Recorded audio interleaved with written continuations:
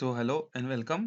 तो आज हम लोग इस वीडियो में देखने वाले हैं सीएमए फाउंडेशन 2017 पेपर का क्वेश्चन नंबर 6। ठीक है। सो देखो क्वेश्चन नंबर 6 क्या है। For a moderately skewed distribution of marks in statics for a group of 100 students, the mean marks and median marks were found to be 50 and 40। What is the modal marks. Simple सा इसका मतलब ये है कि जब भी आपको skewed distribution दे, ये एक तरीके का डिस्ट्रीब्यूशन होता है। ठीक है। तो स्क्यूड डिस्ट्रीब्यूशन आपको अगर दिया हुआ है तो सिंपली आपको क्या यूज करना है, मीन मोड मीडियन में जो रिलेशन होता है उसी को यूज करना है आपको। ठीक है। फॉर स्क्यूड डिस्ट्रीब्यूशन, सो हमें पता है कि the relation between mean mode median is mode equals to 3 times of median minus 2 times of क्या होता है, मीन होता है।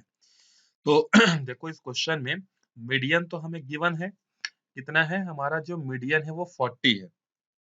सो 3 times of 40 minus 2 times of mean, mean हमारा कितना है 50 है।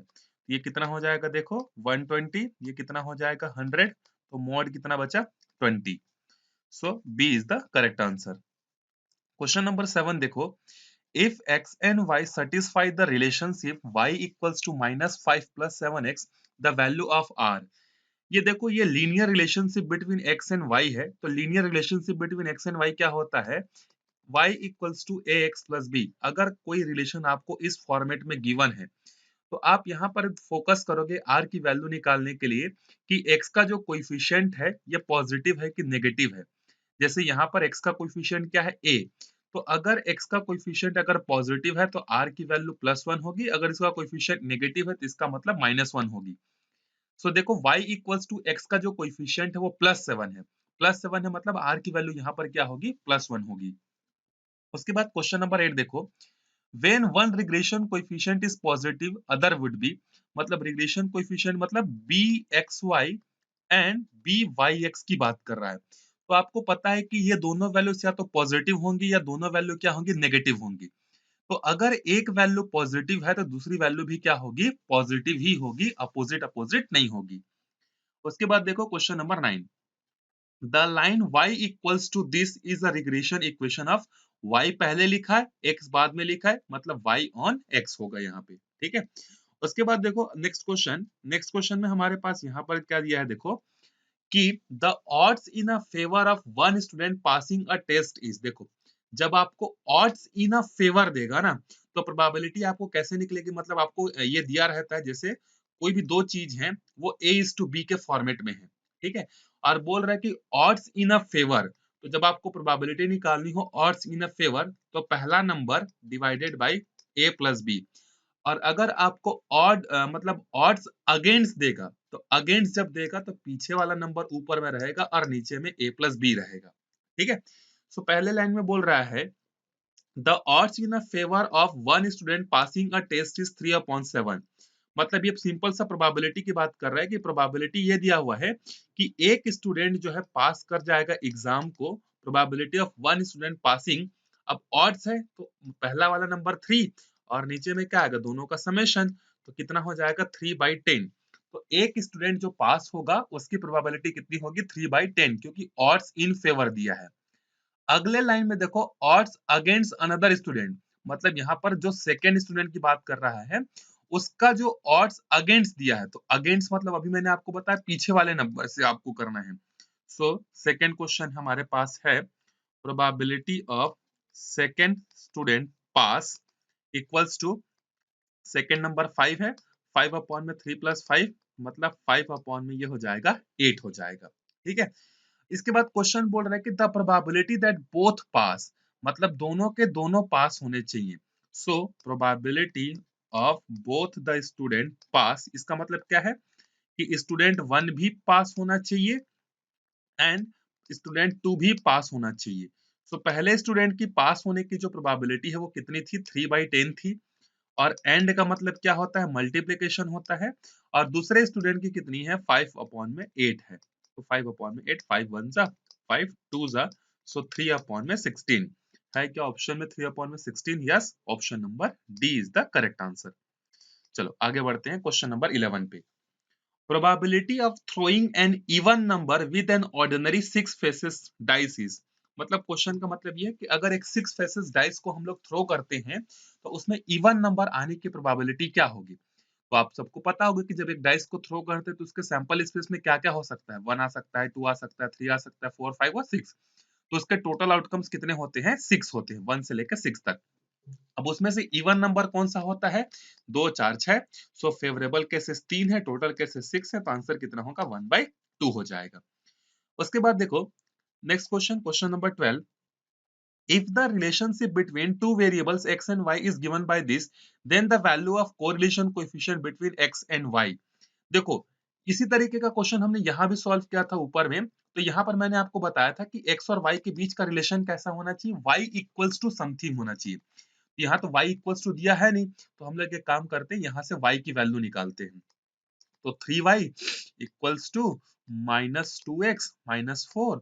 सो y इक्वल्स टू कितना हो जाएगा, -2/3 प्लस 4/3। तो यहाँ पर देखो x का कोएफिशिएंट क्या है, नेगेटिव।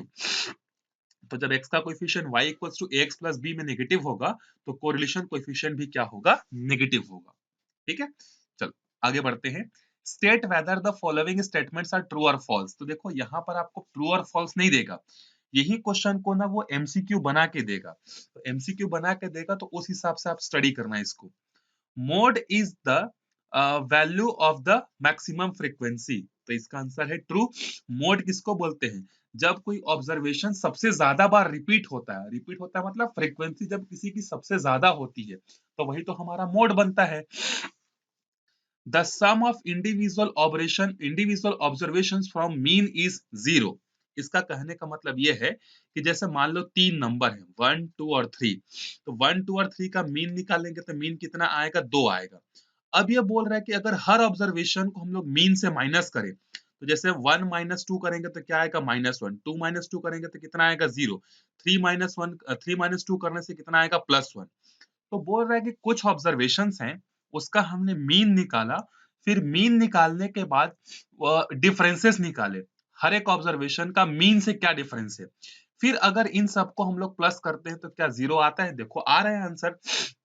इन तीनों ऑब्जर्वेशन का हमने मीन निकाला, मीन 2 आया, फिर हर एक ऑब्जर्वेशन को मीन से माइनस किए, फिर जो आया डिफरेंस उसको प्लस किए, तो 0 मिल रहा है। तो ये स्टेटमेंट भी क्या है, ट्रू है। तो यही क्वेश्चन आपको दे सकता है कि the sum of individual operation from mean is 1 -1 0 none of this, ऐसा करके भी आपको दे सकता है।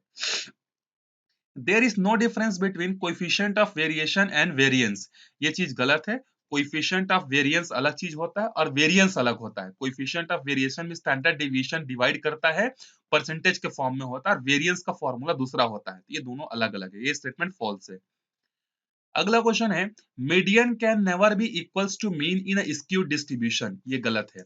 जब हमारे पास कोई स्क्यूड डिस्ट्रीब्यूशन होता है ना, तो स्क्यूड डिस्ट्रीब्यूशन में हमेशा क्या होता है, मीन मोड मीडियन आपस में क्या होते हैं, इक्वल होते हैं सेंट्रल पॉइंट पर। अच्छा, लेकिन यहाँ पर क्वेश्चन बोल रहा है कि median can never be equals to mean in a skewed distribution. तो ये स्टेटमेंट हमेशा क्या होगा, ट्रू होगा। आपको याद रखना है कि अगर आपको स्क्यूड डिस्ट्रीब्यूशन दिया है तो उसमें जो होता है मीन कभी भी मीडियन के इक्वल जो है नहीं होता है। क्वेश्चन नंबर 5 है, if events are mutually exclusive then their probabilities are less than 1। ये स्टेटमेंट सरासर गलत है। क्यों गलत है, क्योंकि अगर इवेंट्स आपस में म्यूचुअली एक्सक्लूसिव होंगे तो उनका प्रोबेबिलिटी क्या होता है, 0 होता है, लेस देन 1 नहीं होता। Sum of probabilities of an event plus its complement is 1। ये आंसर बिल्कुल सही है। किसी इवेंट की होने की प्रोबेबिलिटी प्लस उस इवेंट की ना होने की प्रोबेबिलिटी का समेशन 1 होता है। ये स्टेटमेंट ट्रू है। x and y satisfy the relationship y equals to this, the value of r is 0। गलत है। अभी अभी हमने ऊपर में सॉल्व किया था, +1 होता है। तो ये स्टेटमेंट क्या है, फॉल्स है। ठीक है, क्वेश्चन नंबर 8 देखते हैं। क्वेश्चन नंबर 8 क्या बोल रहा है, in the line y equals to 19 minus 5x upon में 2 by x is equals to -5/2। बिल्कुल सही है। आपको ये रिग्रेशन इक्वेशन दिया हुआ है, रिग्रेशन क्या, y ऑन x। सो यहाँ पर b y x दिया मतलब y ऑन x, तो x का कोएफिशिएंट क्या है, -5/2। तो ये स्टेटमेंट क्या है, ट्रू है। ठीक है, तो अगर आपको ऐसा कुछ दिया रहेगा y इक्वल्स टू समथिंग करके, तो इससे दो कंक्लूजन निकलते हैं। अगर इसी क्वेश्चन में पूछता कि r की वैल्यू क्या होगी, तो r की वैल्यू -1 होती, क्योंकि x का कोएफिशिएंट माइनस में है। और अगर बी वाई एक्स पूछा है तो एक्स के कोएफिशिएंट को पूरा पूरा लिखना है। अगला है the slope of regression line of y on x is B Y X, बिल्कुल सही है, ये स्टेटमेंट ट्रू है। Two regression line coincide when r equals to 2 नहीं होता, व्हेन r इक्वल्स टू 1 हो या -1 हो, तब दोनों लाइन एक दूसरे को क्या करते हैं, इंटरसेक्ट जो है करते हैं। In a moderately asymmetrical distribution arithmetic mean is greater than geometric mean, ये स्टेटमेंट क्या है, फॉल्स है। ये भी स्टेटमेंट क्या था हमारा, फॉल्स था। ठीक है, चलो ये नॉर्मल डिस्ट्रीब्यूशन आपके सिलेबस में है नहीं, तो आप इसको हटा सकते हो, छोड़ सकते हो, और इससे ऊपर वाला क्वेश्चन भी छोड़ सकते हो, ये सिलेबस से रिमूव हो गया है, इसको भी छोड़ देना। इन मॉडरेटरी असिमेट्रिक वाला जो है इसको स्किप कर सकते हो आप। चलो अब देखो उसके बाद अगला क्वेश्चन क्या है। ये तो आपके एग्जाम में आने वाला है नहीं, आपको हिस्टोग्राम ड्रॉ करने के लिए नहीं देगा, तो आप इस क्वेश्चन को छोड़ दो। ठीक है, 4 नंबर का क्वेश्चन कभी नहीं देगा आपको, ना ही आपको ऐसा बड़ा क्वेश्चन देगा। ठीक है, तो ये बड़े बड़े क्वेश्चन जो है मैं आपको नहीं करा रहा हूँ, आप इसको छोड़ सकते हो। ठीक है, आपको 1 मार्क्स के छोटे छोटे क्वेश्चन मिलेंगे, 2 मार्क्स के क्वेश्चन मिलेंगे, तो आप इन सब क्वेश्चन को स्किप कर देना। ठीक है, तो इस वीडियो में फिलहाल यहीं तक देखते हैं हम लोग।